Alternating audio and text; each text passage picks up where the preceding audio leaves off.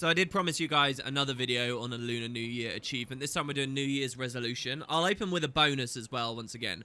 So here you can see I'm opening my special envelopes, and you get this ludicrous animation and sound effect on the screen. That's what you can only buy 16 of per day every day.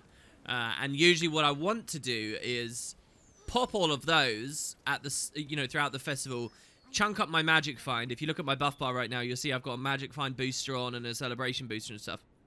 And then open them all at once to get all my money back and stuff at the end, and that would be really fun. But this year I realized, well, I'll probably open them in the middle of the festivals so that they give me the items I can use for some of the achievements, which is what you're seeing I'm doing here. By opening those golden envelopes, of which you can only buy 16 a day, I've been given a ton of luck, and one of the repeatable achievements is to give Drewbert's Ghost for this festival luck.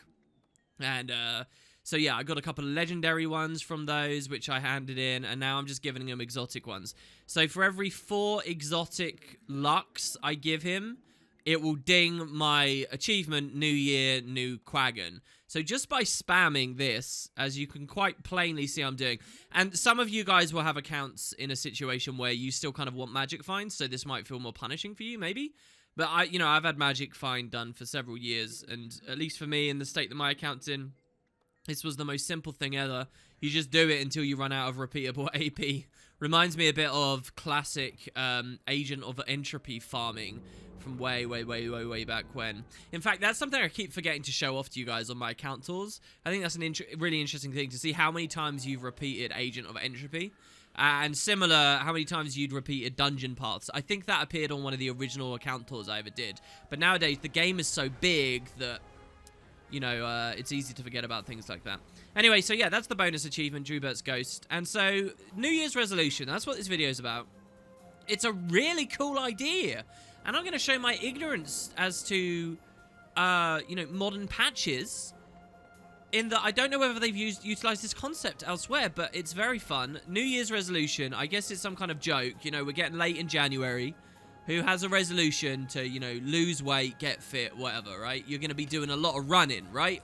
And I think that's what the devs are joking at here. The whole idea of the achievement is to beat the race in Lunar New Year by hoofing it on foot.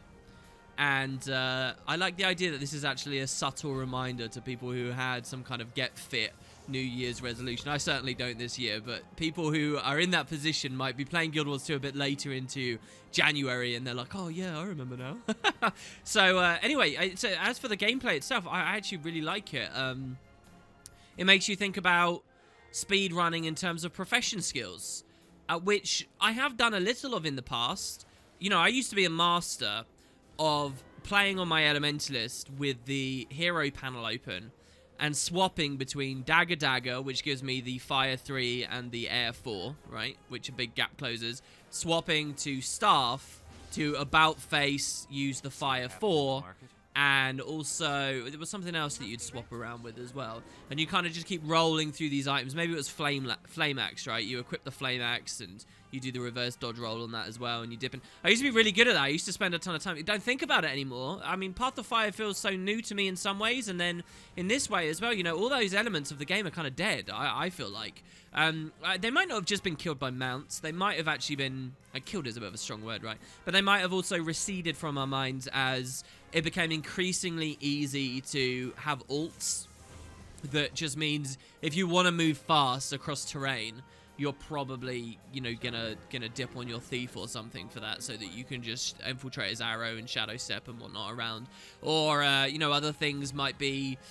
You've got the map completion on your mains, and there's a ton of waypoints always available to you now, so where is it really relevant? It used to be most relevant to me in dungeons, but in dungeons, that's, it's something we don't play so much anymore. Fractals doesn't tend to have that same feeling of trash mob skipping that would want you to swap around a lot out of combat and so on and so forth. Particularly Aurora, I think, was one of the main areas. So it's interesting how these elements of the game have receded, and here comes an achievement that's asking us to do quite a long race on foot. And it's fun, man. I almost wish that every race in the game had an on-foot version. Like, think about this. In Path of Fire, the Elite Specialization weapon collections all require as a task that you beat a race in the desert on that profession. So let's say I'm going for the Scourge weapon. it will tell me, hey, beat a race while you're on a necromancer. And that's all well and good. And then if you want the mesmer one, you've got to beat a race on mesmer and stuff. But you also might be left scratching your head thinking, well, hold on, the race is no different on a necro versus on a mesmer or whatever. You're on a mount. You're on a mount. There are no profession interactions there as of yet. Maybe a mastery can do that in the future. But if these were instead for the elite specialization weapon collections to do it on foot on a necro versus a thief versus a warrior and so on, all of a sudden it's like, hey, yeah, utilize your class to unlock this aspect of this elite specialization. And I think that'd be really fun and work well. I guess they can't really, given the logistics of some of the Path of Fire races and how they require masteries. I'm thinking of a recent race we did on AP of the Day in the Ellen Riverlands, in which, you know, at one point you quite clearly have to be on a skimmer because there's a body of water and quite a high ledge on the far side. So, you know, it's probably not translatable everywhere, but they did it here, and I think it's been interesting to watch. The other thing as well is looking at the physical NPCs that participate in the race that I've paid far too little creed and adherence to. You know, there's a dragon that likes to race. You saw him rocket past me. I don't know whether he was lapping me or what there. You've got the... yeah, he can't be lapping me because this race doesn't have... isn't a loop. It's got a start point and an end point. You got the Choya that races along here. You know, that's kind of nice to actually be able to see and admire and look at them a bit more while you do it on foot. I think the devs missed a trick. So here, look, there's a pig running next to me. They might have missed a trick by having one racer move at just regular walk speed or something. Or regular run speed. Combat skills to accelerate you notwithstanding. That could have been really fun. But, you know, I'm currently trying to keep ahead of this pig as it comes up behind me. There's this guy here and this raptor. It's just a fun concept. As you can see, I'm rotating between Fire 3, Ride the Lightning, Conjure Fire Greatsword where possible.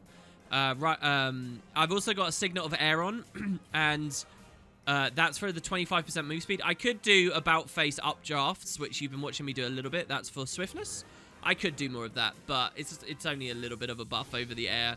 I actually turned Weaver off as well to give myself a bit more access to these things a bit quicker. Maybe Dagger Weaver could be faster. I haven't really looked into it. But yeah, I wanted to keep things simple. And I put on air specialization for the miner, which doesn't really matter because we have the Signet anyway.